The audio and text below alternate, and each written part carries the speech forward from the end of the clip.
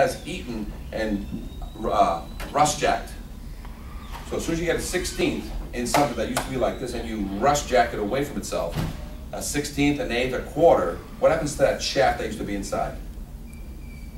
It's still in there, but like spaghetti, what do you do when you pull something? It gets thinner. So you basically, that connection is now suspect. That rivet is suspect because you pulled on it because of rust jacking, they call it. Now you keep doing this, and aside from when you rust jack it, now rust is actually eating the shaft. So it's been pulled apart and weakened, and now rust is acting, but it's suspect no matter what, has to be changed under standard inspection routine. And a lot of these are not, that have been worked on. The next step, and by the way, because it's a rivet, there's only a shaft. It has an angle that does this. And you keep pushing that angle out to the edge of the rivet, what's going to happen eventually? Pull it off. No, it's actually going to get to the end of the rivet, which is only a quarter inch. Fall off. And fall through. So that's what happens. So the next step, if you let it grow enough, if the shaft doesn't get eaten by the rust, and you push it out far enough, that's when you guys step on it going through a fire. You guys step on it, and this is what, see how close it is to the edge? Now it's only a matter of time. It's either my hammer test will force this to be shown, or you guys going up or down a fire escape. Now when a fireman goes up, he's lucky. If the tread gives way, he'll fall backward. He may scrape his knee, snap his knee a little bit, or may break his leg. Going down, it's worse, because what happens when your foot goes down, you're 200-300 pounds, and your knee is locked now, and your body keeps going forward. What happens to your knee? And you're killing somebody. You're breaking it the wrong way. You'll never walk correctly again. You won't be working in the fire department again, because you broke it the wrong way. And that's what happens here when this thing gives. So, this is what we found when we got there, the rust that was growing in there. When we were walking, this place was full of fire department and lawyers while we were doing our investigation. Was stepping on the very fire escape that 2 years ago was took the life of this fireman, and the treads were falling as we're going up. I didn't even hammer this, I'm just going up. And the treads are falling. And right behind us, that shot is of the building behind us, nothing to do with this case, with missing the staircase. I mean, the treads are already dangling. Got it? So, do you believe or not believe that every rusty fire escape in your city starts from a connection? I believe. So do you have to go there and see it for yourself, or so you're looking at any fire escape that is fully rusted, no more paint on it? How many years did it take to get that? At least 25. Yeah. A minimum 25. Depending on whether it's on the sunny side. So you always say 15 to 25 years. This thing hasn't seen paint, and because it's got full surface rust, I now question every connection on that fire escape is suspect, and it's now subject to an examination. And so the structural engineer goes out there, looks at everything, and he comes back and spot repairs it. Only the major stuff. What are you going to order on him? Load test. If all of a sudden he fully refurbishes every connection, but doesn't do a through bolt into the building, what are you going to order on him? Load test. But if all of a sudden he comes in and says, I've changed all the fasteners. Oh, by the way, one thing we have to add on this, welded connections. It's not a norm in the industry for fire escapes to be welded, because what happens to a weld 5 years later? What do you got to do to verify it? It's done by a certified welder, by the way. Let's get a certified welder on this. He's a certified welder, welded this fire escape. I thought all welds had to be, did they have to be tested like the aerial ladders every so often, 5 years or something like that? So, because welding was introduced into fire escapes, and you have to either x-ray or load test them. X-ray, that's And it's not even x-ray, it's radiographing. I think it's called radiographing. We call it x-ray because it's a simple, sort of a catch-all phrase. So what do I have to do? I've changed all my rivets, or reinforced, because you can keep a rivet, you can keep a rivet, you can keep a bolt, and you can put another bolt. That's called reinforcing it. That still passes. I don't have to get rid of rivets. You know how hard those things are? You ever hear a rivet buster, which is what they use on bridges? So you can keep a rivet if you have another place to put another bolt of similar size. So I've reinforced the rivet, so I don't have to change that rivet out. But in some cases, I have no other place but that rivet to be drilled out and put a new bolt. The bolts, the square head bolts, if I have room for another bolt, I can keep an original and put a bolt next to it. Or it's easy with an impact gun. I take 5 minutes to drill a hole. I take 50 seconds to pop a square head bolt with an impact gun.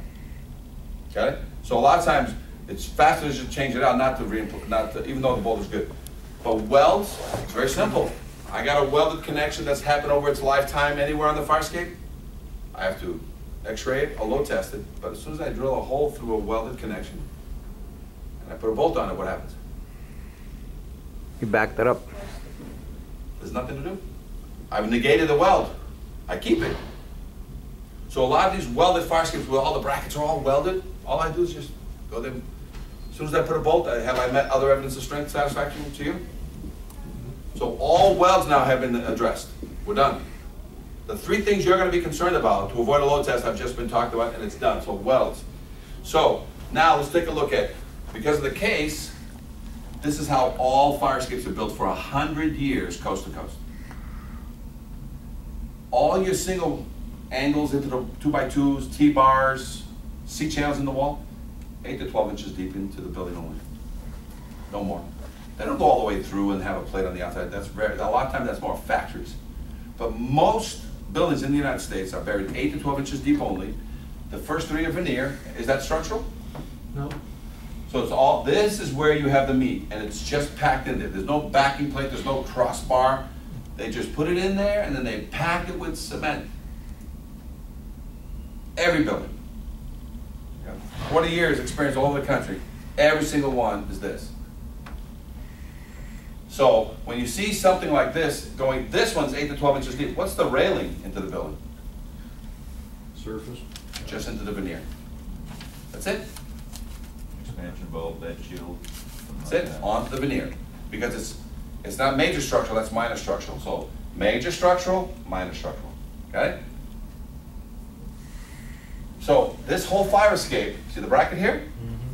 It's holding a whole staircase and a whole staircase, and it's only 8 to 12 inches deep, and that is probably out 5 feet plus. Legal? Right? Legal. It's not legal, right? They should have a bracket, but if you put a bracket here, where was it going to end? Inside the window. So somebody took it out. But they easily could have done one here to this point, but they didn't. So these are the things we find. That if people only knew this thing was only buried 8 to 12 inches deep, this would never occur. The second thing is most of them buried 8 to 12 inches deep have the bracket. The bottom bracket goes into the building. What problems does that cause? Feeds water into the building. Yeah. And a lot of them either have a single bolt or gussets. 50, 75-year-old single bolt, 50 to 75-year-old gussets holding up the entire platform. So what do you get?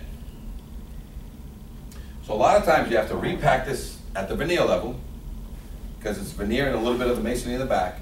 And then once you repack this, you have to fill this with cement.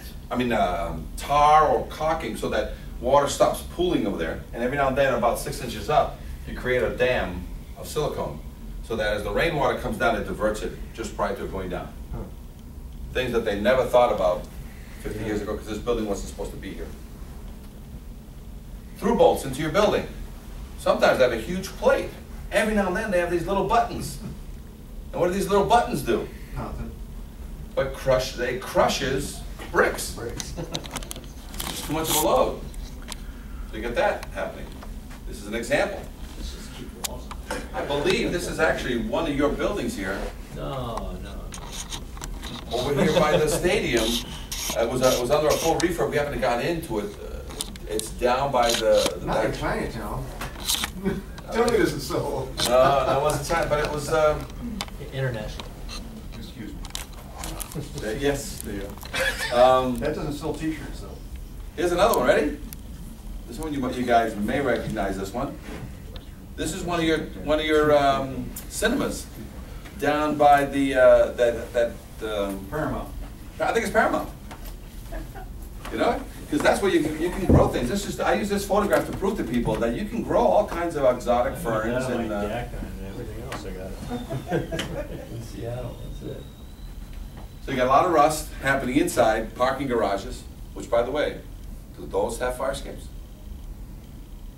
I don't know. Some of it. One over here does, yeah. They all have fire escapes. Here's why. Some of them have the traditional fire escape on the outside, but some of them have an internal fire escape on the corner of the structure that's open to the weather, because it's not an enclosed structure. And when the wind and the rain blows in there, what's it do to that inside there? Is that a metal or is that a wood fire escape inside that open structure?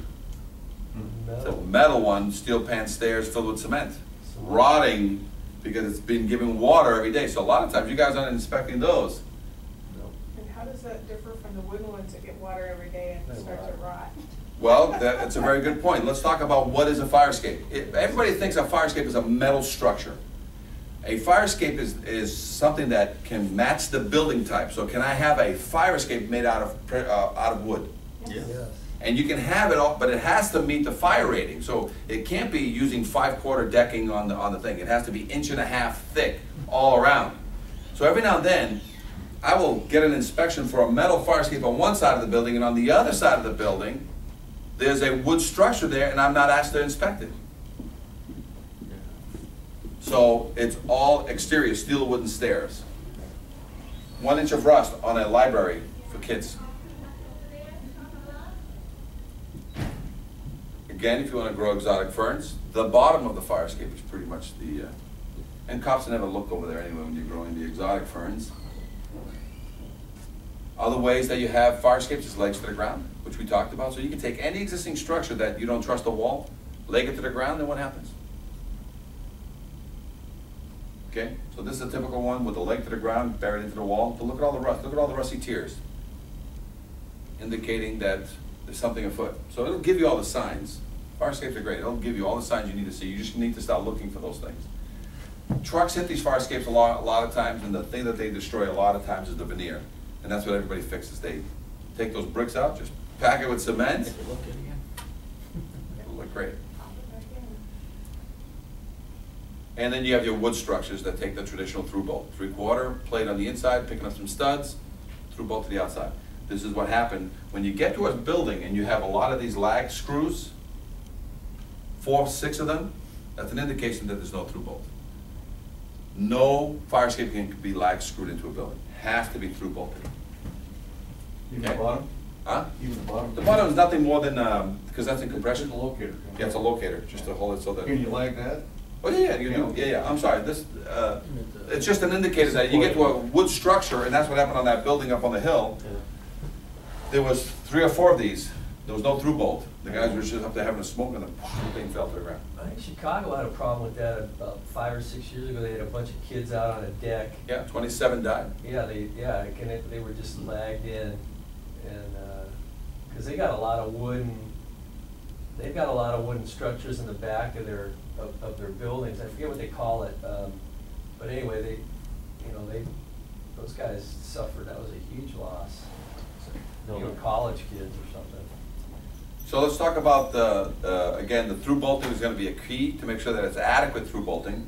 Let's talk about cantilevers. Now, one of the things you guys don't realize on cantilevers, this is a traditional cantilever, and in the United States, 90% of the United States has a release arm. In Portland and in Seattle, you guys must have not got the memo on release arms. Because what you have is self-activated. So I'm going to give you a little story, and I'm going to go over just what this means. I have a woman and a child. She weighs 150, the child weighs 50, and they're going to go down the fire escape because there's an issue. And there's no release arm. And a lot of times, when these things are weighted wrong, they put a chain here to basically keep it horizontal. Because if you don't put a chain there, what happens to the nose? As soon as it goes into the nose, into the air, what are you going to write? A violation. So to not have you write me a violation, I go to Home Depot and get $25 worth of chain and do what? Pull the tail up, tie that chain to where? A railing. Anywhere. To the tread, to the Above. bracket. I attach it above. And so the woman now, coming down the stairs during a fire, she walks down the stairs and she comes to the first couple of treads there. She steps on the first and second, what happens? She adds her 200 pounds or whatever, it's already supported. Nothing. She's got so much weight in the back, Oh, it's not going down yet. okay. She goes out 4 or 5 treads. What happens? She's gonna start feeling, she goes out 1 more tread, and she's in a hurry because there's a fire. She hits 5 or 6 treads out there, this thing comes down. 2 to 3 feet per second or 5 to 10 feet per second? Quick. 5 to 10, smashes the ground. She has a child behind her, and she's just gonna react. She's gonna go forward or she's gonna go backwards? Forward. this trampoline, this catapult is gonna do something to her, but she's lucky, because she just reacted backwards with her child. She almost crushed her child, and she held on, the thing hit the ground and slammed, and she freaked out and started crying. But she survived that phase of the single action requiring no special knowledge. Right? She gets down to the very end, to the tip, and it's already on the ground, and she's freaking out, the kid's crying. She takes her 150 pounds off the fire escape, what's behind her. The 50-pound The other kid. end of catapult going back. And the kid goes, No, so what happens to the kid? airborne. Airborne, but this kid is great. He got some training from his mom just a couple of seconds ago, like hold on, because this crazy ride has got lots of turns and Yeah. things. And so the kid holds on. And all of a sudden, the kid is up 12 feet in the air. 12 to 14 feet is the average clearance underneath every cantilever. And the kid is up there, and the mom is telling the kid in her nightgown to do what? Jump. Remember that other picture of that girl on a ladder? What was her mom doing down below? Jump. What was the kid doing? Hanging on. Right? So the mom runs out of that alleyway, goes to the front of the house to do what? Go back in, come down. You guys are gonna let that happen? Let somebody go back into a burning building? Well, you guys ain't there yet. So she's about to grab a rock, a stone, and do what? Because she doesn't have what? Keys. Keys. Just as she's about to throw a chair or a garbage can through the front door and do whatever, and she's freaking out, who shows up? You guys do. You guys say, what are you doing? What's this crazy lady in pajamas doing out here? So my kid in the back alley, and you run down with her, and you get underneath the fire escape and look up at the kid and tell the kid to do what? Jump. What's the kid do? Hang on. Hangs on. You have to run back to your truck and get the pole and do what? Pull down. Go up and hook the ladder and bring it down. Single action requiring no special knowledge. So you bring it down and you put your foot on it. The mother's reunited with the kid. The rest of the firemen start getting into your place there. And can you let go of that? You just lost one fireman. He's a doorstop now. And everybody's around, swirling around, there's more people. Are we fighting fires, or is this a rescue mission? First order of business? Rescue. Fight the fire or rescue mission? People in the building. 50 people Yeah. on the fire escapes. Fighting a fire or rescue mission? Rescue. How many minutes? A lot of minutes. And the building does what in the background? Because this single action requiring no special knowledge wasn't working? Now, let's reverse the scenario. For every cantilever and ladder you have in this city, she comes here with her child, dragging along during the fire. She hits this release arm on this seesaw that's perfectly balanced, that weighs only 25 pounds more on the nose, so it's perfectly balanced. And it has a stopper over here that basically is only holding 25 pounds. And she runs through this bar that even if she was an idiot, she just has to push it away because it's single action requiring no special knowledge. She runs through this thing, she probably didn't even see it, and by the time she comes down the stairs towing a child and hits the pivot point, this has done what prior to her getting there? Has come down and hit the ground and stayed down. She then self-evacuates with her and her child, and you guys arrive 1 minute, 10 minutes, 30 minutes later, who cares? You arrive to do what at the building? Fight the fire. Because everybody else did what with the fire escape? Self-evacuated. Okay? So that's how fire escapes are supposed to be, the cantilevers. Are they like that? Your fire escapes here, you guys have to do that 1 or 2 steps out, and then you step down the fire escape. But then as soon as you get off the fire escape, what happens to it? It goes back up. It's never supposed to go back up. And a lot of times, if these things that have no release arm holding them horizontally, and they're slightly tilted down, and a trash truck is backing into this alley, what is that guy not seeing? An out of balance cantilever that he's going to clip with his 12 to 14 foot truck and do what to this thing? Render it inoperable. By the way, when a trash truck smashes this fixed object and racks it this way and pulls all this, what normally happens to all the connections on that fire escape? Sheared. We call it a fire escape lottery ticket. We tell the owner, this is your best worst day because they're about to fix this entire fire escape because you got hit in the bottom cantilever. So it's not a bad thing. It's a good thing because now somebody else is going to pay the bill of what he should have fixed. That 25 or 50 grand, 75 grand that he doesn't have, now the trash truck is going to fix 100%. because it's gotta be brought into service. And to be brought into service, it's not just what got damaged by the truck, it's the entire system must be brought into service. So that trash truck will fix anything that he's been neglecting on the entire surface, including a paint job. So a trash truck that would have normally done a $5,000 worth of damage is now is responsible for $75,000 worth of repair. If you catch a trash. We need a fleet of trash trucks out there. See the release arm here? Open, what's it doing? See the cheating chain? Mm-hmm. You see a chain on any fire escape cantilever. Is it balanced or unbalanced? Unbalanced. Is it a life safety issue? Yes. So cantilevers out of balance are a life safety issue. Can you close the building down if you're getting any noise? Missing treads, can you close the building down? No. Would you like, let's change the question. Would you like to close the building down? Need a DPD tenant relocation. So you guys need to work together on this, because a lot of times it's really about not closing, this is never about closing things down. And let's get the little scenarios out of the way. You know, the slumlord and the little old lady that can't afford to fix it. Ready? Fire escape situation very bad, dangling treads, life safety issue, that her rental income comes from that 3-story building she owns. What can you do? What can you do there to help that situation? Can you use $1,000 to get a scaffolding company to come in and put a secondary means of egress? And they rent it by the month.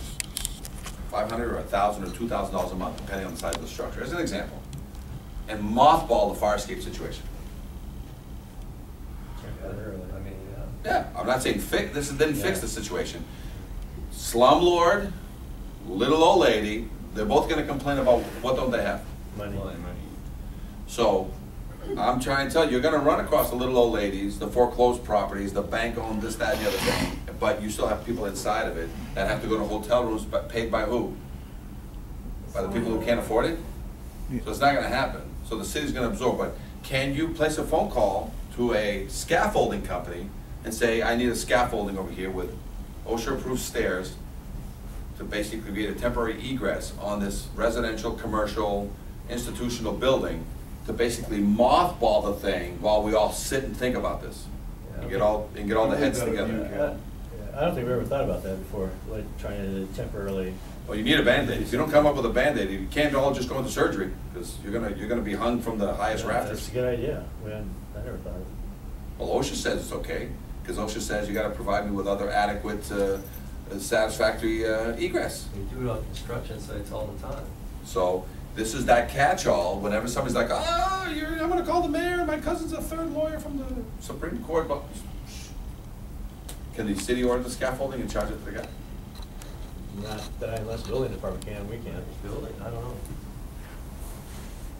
Can you order to deem the place safe? Can you The order boss says- certain activities, right? The boss says we can, I guess. Well, I think we have to leave it up to the owner either close the building down or. Yeah. So you basically, you're saying, my hands are tied, I can just hang here all the time. But a lot of times, whenever these situations arise, There's some I've cities seen can do fire it. watches ordered while they have an inadequate fire escape system. I've seen, many things where you're working with a person. But I just wanted to remind you that scaffolding was never thought of. And I'm telling you, $1,000 a month rental of scaffolding will buy you a lot of time for a lot of people. And the owner's paying it anyway. You know what I'm saying? You say, That's why listen. we have email. He's not gonna give up his daytime job, is he? That comedy career is working. But it is laughable. Some of the things we're supposed to do, our hands are tied. Some things we should do, they tell us, go enforce this, and then as soon as we hear one little noise from the people, and I'm telling you, you're gonna hear noise from these people.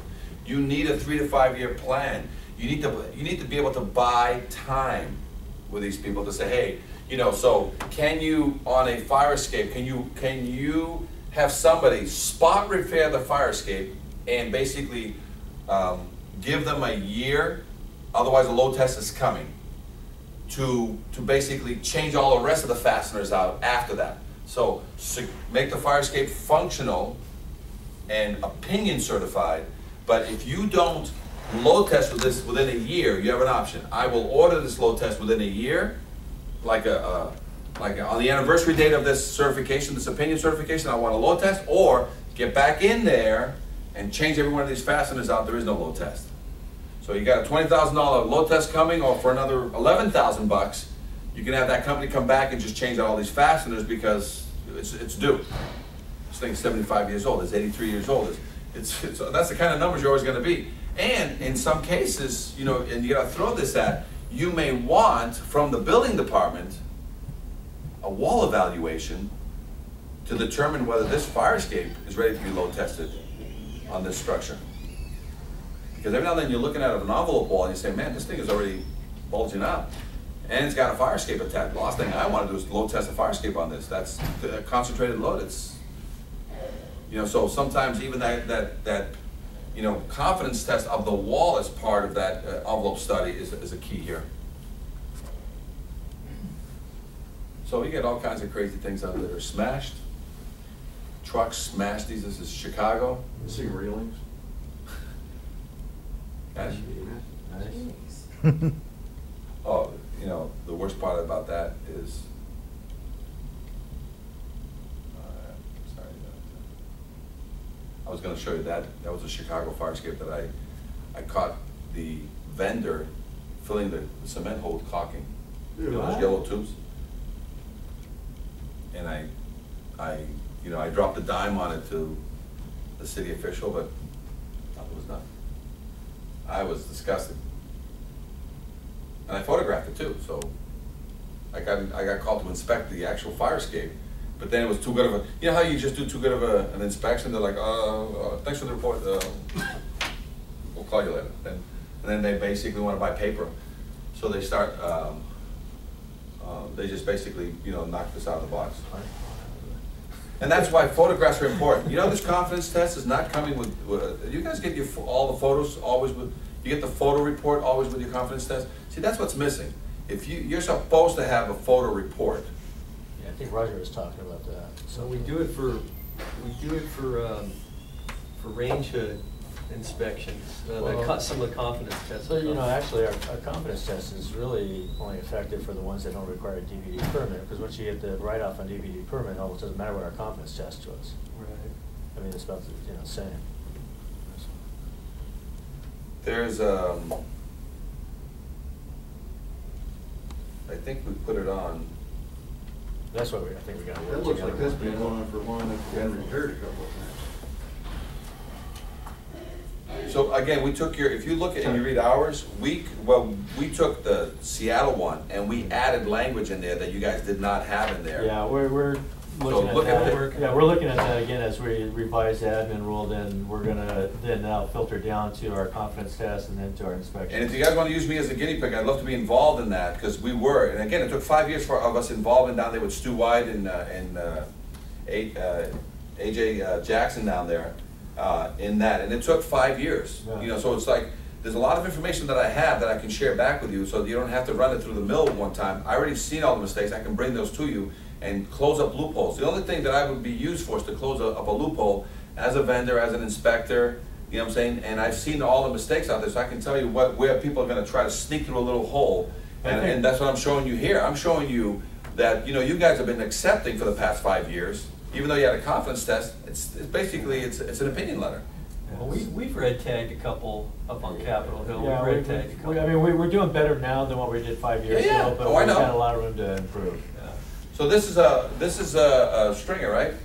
This is me in Chicago looking at a stringer on a 26-story fire escape. Wow. That thing's Palmer Hotel. And this is me with a zoom camera looking up 2 or 3 stories.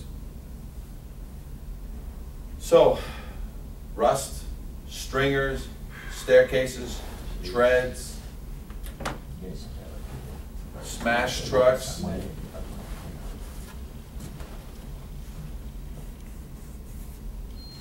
Rust growing when things are sandwiched. Where you at? A lot of treads, you guys use a lot of flats, but a lot of them have that spacers. Some of them will have spacers, keeping the gratings separate from one another. They rot from the inside out. You can't fix them. There's no way to fix these. They're little pipes with a 3/8 rod running through them, and you can't fix them. They rot from the inside out. They're frozen The only thing you can do, just so you don't have to be replacing grading, is you put another piece of flat underneath it, and you basically put these clips that basically, you get another 5 to 10 years out of these grading, so you don't have to replace it, but eventually replacement is coming for the treads. And otherwise, on the nose of a tread that has these little spacer bar tubings, that front flap lets go, you're tumbling down the stairs. It's the nose of the tread.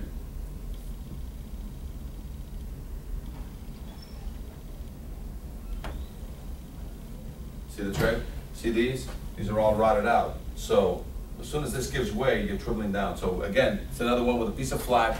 You can temporarily buy another 5, 10 years using basically a reinforcement strap that holds the back and the front together and keeping it still squished. So this is not about all replacing. But I think by the time the EPA gets into this, in the next 10 to 20 years, you'll have to replace a lot of these fire escapes, because by the time the EPA sandblasting, all the lead has to be off, you're going to replace fire escapes cheaper than you do if you have to contain them in any way with the EPA requirements. So that's what I see coming down That's this. a whole other issue that be more, we'd have to work with you guys, because that's gonna be outside our, What, the EPA requirement? yeah, all that. And That's simple, You go right to building code there. That's not maintenance down there, that's just a changing of, they still gotta do it, but. No, all you have to do is just uncomplicated. Everybody has to get a renovator's license. It's an 8-hour course that most general contractors are taking that talks about when you encounter lead. And so they teach you how to wear the white suit, the little gloves, the little mask. Okay, and that is just to collect the chips associated in the proper disposal of it. So EPA renovator can touch this fire escape without a problem.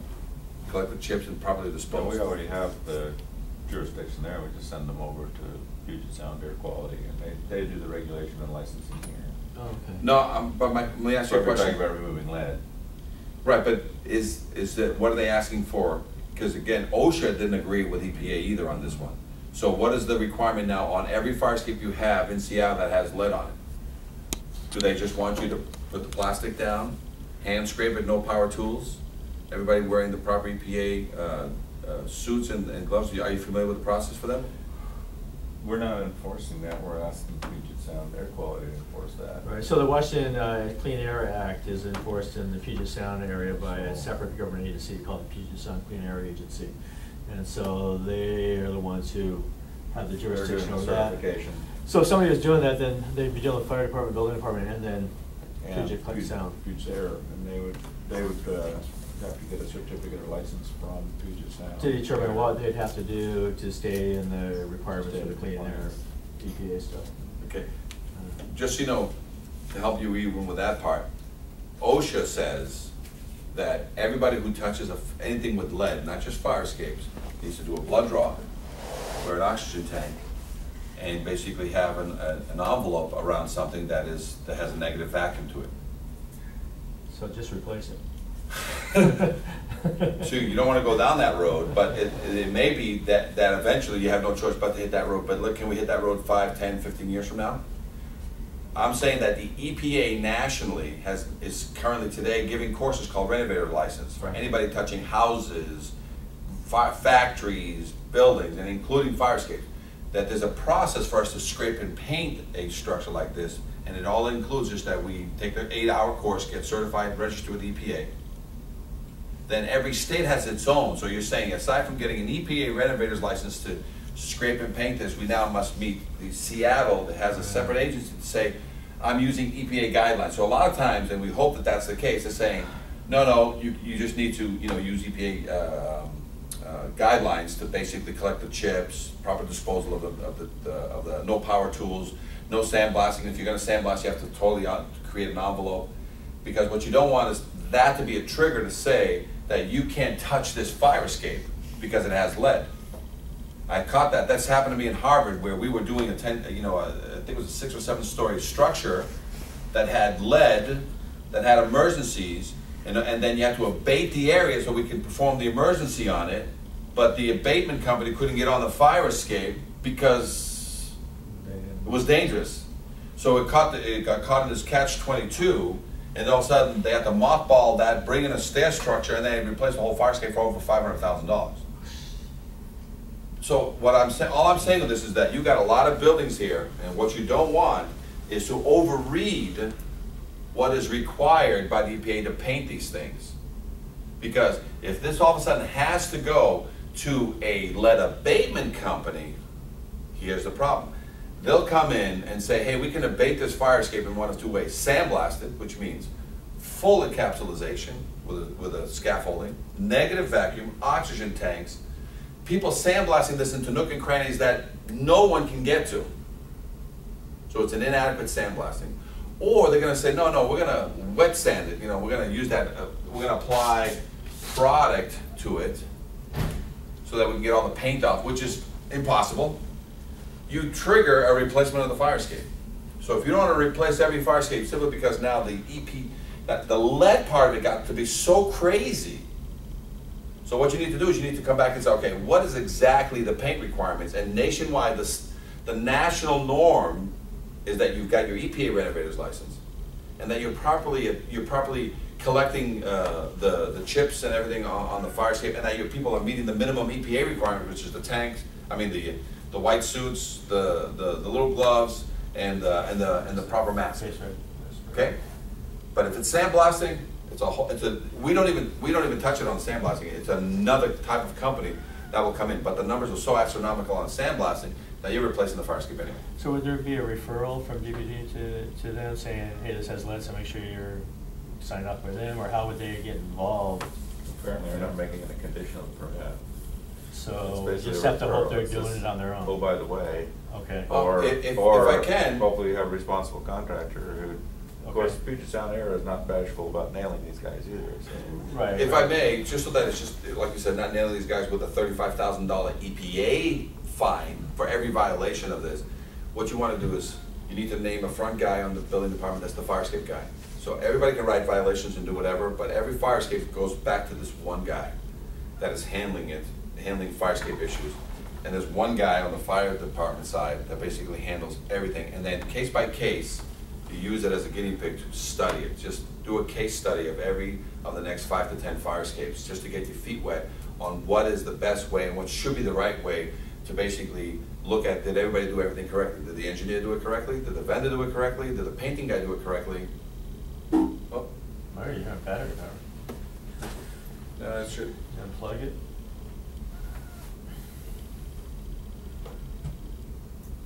There you go. Well, Lieutenant Sergeant's our There's a gun confidence range test just guy. got hammered there, for so. tens of thousands of dollars on the east side for exposing workers. They were redoing their pit just a couple of weeks ago. They got I jammed saw up pretty that. good. Yeah. All right, let's move on. All right, so now we're almost at the end of the piece, Yeah. and I apologize that it reset to a. Sorry.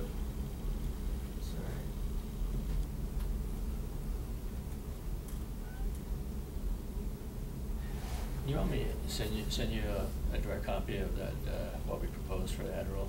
Yeah, I'd like to see Because the I current- think see the current one. Rich sent it over to probably one of your people who, Maureen or somebody who said, yeah, it'll be a while before we got to it. So I don't know if anybody else, it got filtered down to anybody else. It'd be great, and I could And go then, back and check yeah, mine, see if because that's then we can work. And gentlemen, if I can be involved in any part of that, I'd love to throw in the little tidbits. I'll tell you what mistakes LA made, what mistakes Portland made, what mistakes Boston But made. the thing is, we're What we- reviewing our confidence test requirements and then also our permitting side of things. That's probably where it'd be helpful, I'm sure. I'll tell you all the sneak outs. I'll Ah. show you all the ways to break, not to break the law, but to skirt the law on that part. And again, it does need its attention simply because it's been too long that everybody's been playing under the paint rule Yeah, with fire escapes, and that's why this got to where it is today. it's definitely a catch-up project. Yeah, it's a total catch-up. And not only catch-up, you need 3 to 5 years, if not 10 years of steady, activity, and basically, and then once you get the basics, you have to sort of modify it to Seattle, because it's not gonna be 100% like Portland or Right. like LA. So you're gonna absorb 75% of the norm, but then 25% you're gonna tweak it so that it fits your standard situation here. And let's show you a cantilever that's being dropped. And what it looks like when it's dropped 2 to 3 feet per second.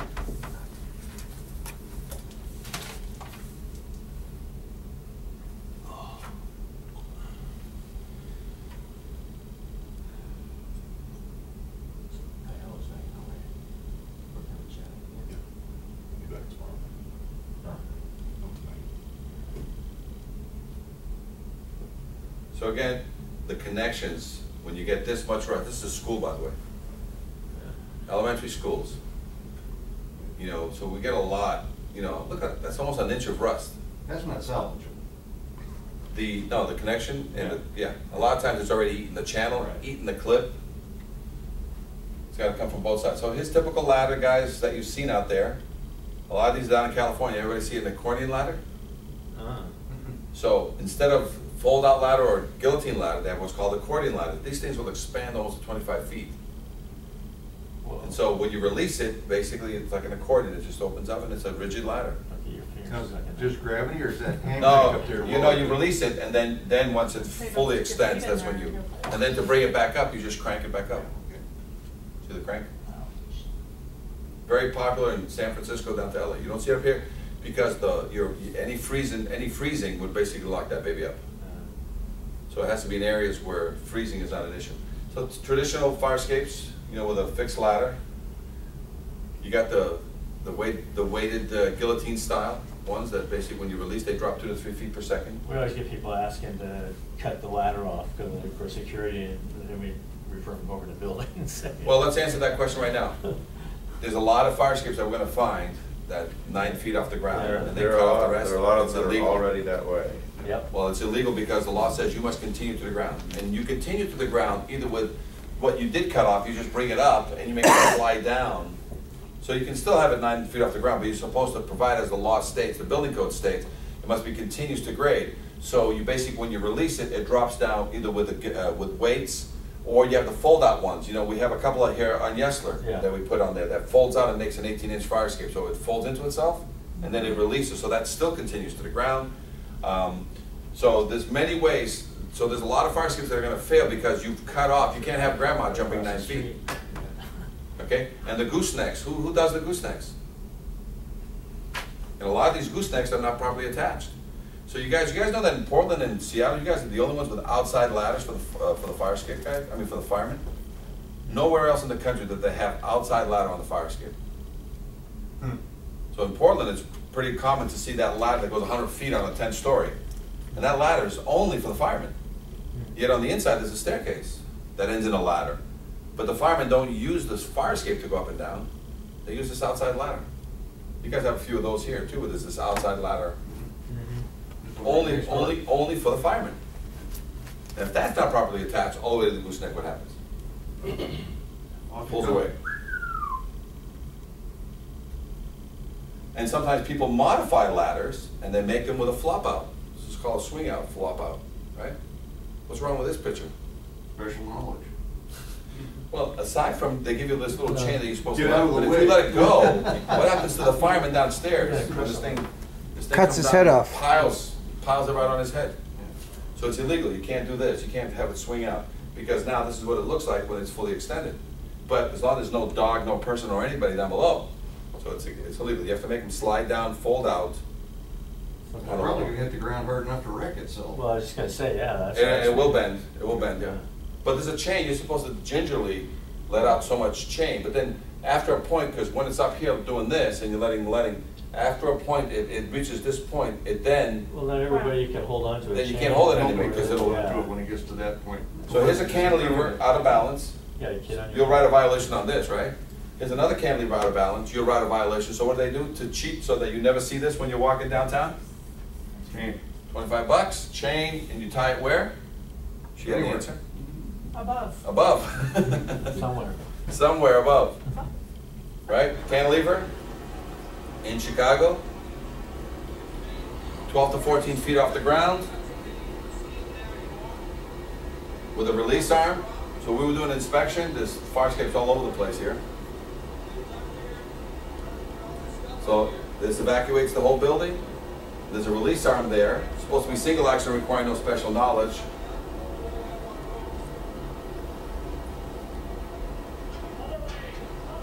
So now I got instructions from people below telling me what to do. And I'm like, no, it's not the other way. There's only one way, so go forward, right? So when you go forward, single action requiring no special knowledge, 2 to 3 feet per second, hits the ground and stays down. It's very violent, so how often do you want to do this every year on a fire escape? No. Well, once a year, right? And you drop it twice. So see the violence? Now while we were there doing this and videotaping, guess what showed up? No. Perfect. On cue, right? And we want to show you what happens on a 14-foot truck, just how little room you have when they back down an alley. Do they have anybody watching their tail? No. Or they back down by themselves? Usually by themselves.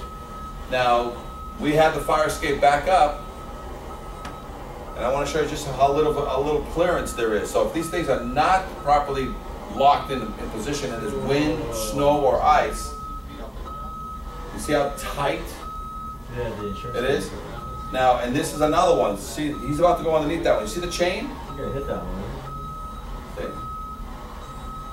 See that chain right there? If it wasn't for these chains keeping these things horizontal, but instead of chains, you're supposed to have release arms holding them horizontal. People use chains because it's cheaper to put an unbalanced fire escape up horizontally. Okay? Good job.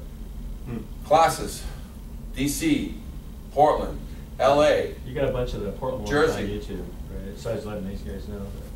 Oh yeah, a lot of our classes, if you go on to, National Fire Escape Association.org, and you click in there, there's not only the videos that we recorded, but also the name, phone number, and email of a lot of these people that hosted these classes. And you can just call them and say, hey, what's your feedback?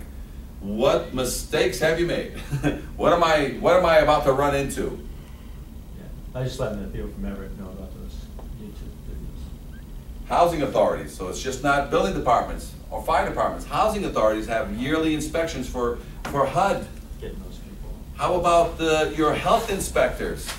Everybody forgot about the health inspector. What's he supposed to require? Remember those things that are standard? So you ask for the building department to close any permit. You ask, do you have an interior or exterior second means of egress? Exterior, great. As a checklist item, I need a copy of the certificate so I can close this permit.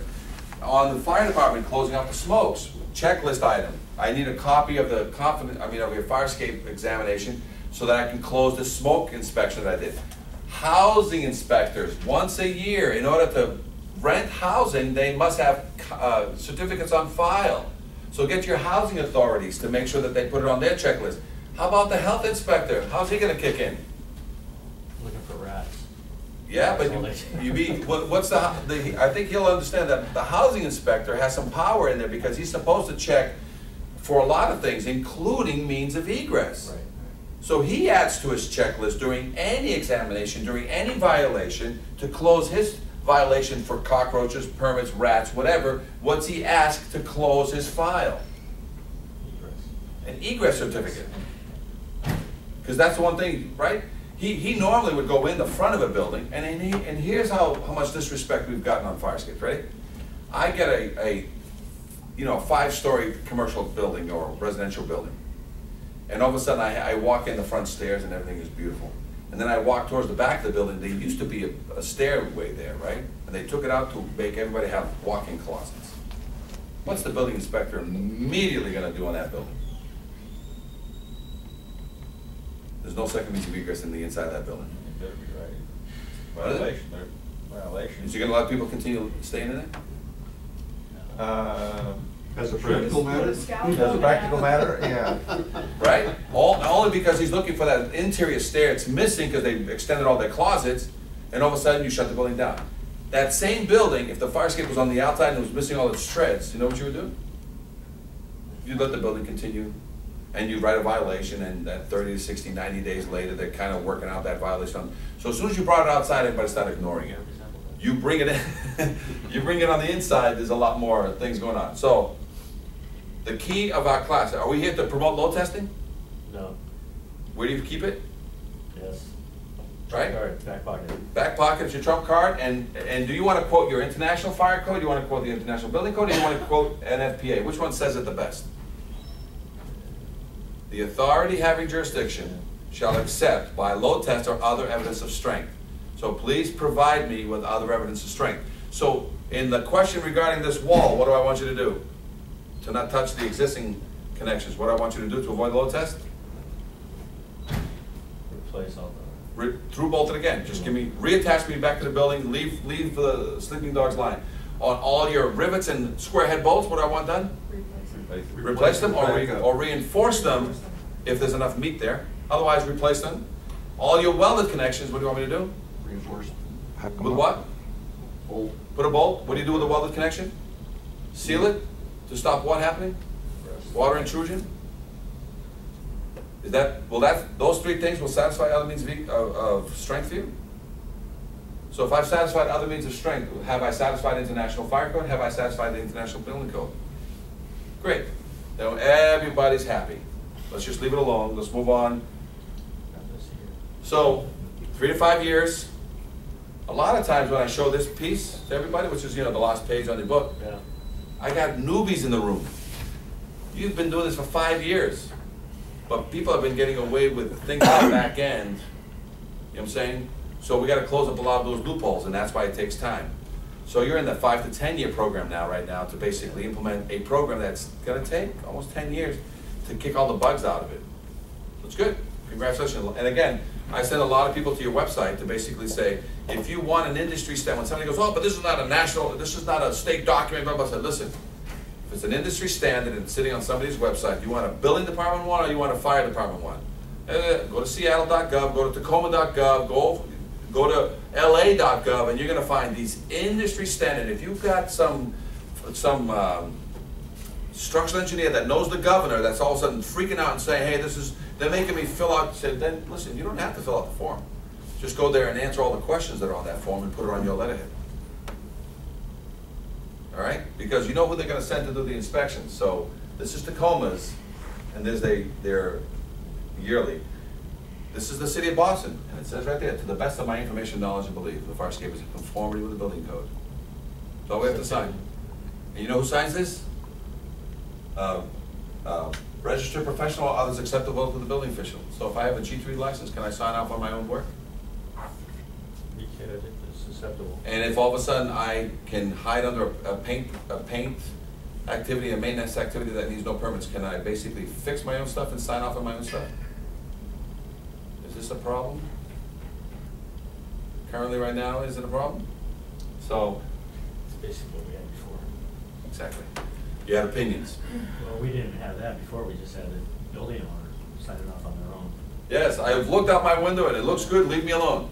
We went on the trust system. Literally. But as Reagan says, trust, But verify. and all you're doing is you're putting in documentation. See, this first documentation is nothing more than for the design professional. You're gonna make this so that the design professional understands the liability he's carrying. Because you're gonna pull out of your pocket what? The nullifier, the equalizer for you as a building official, fire official.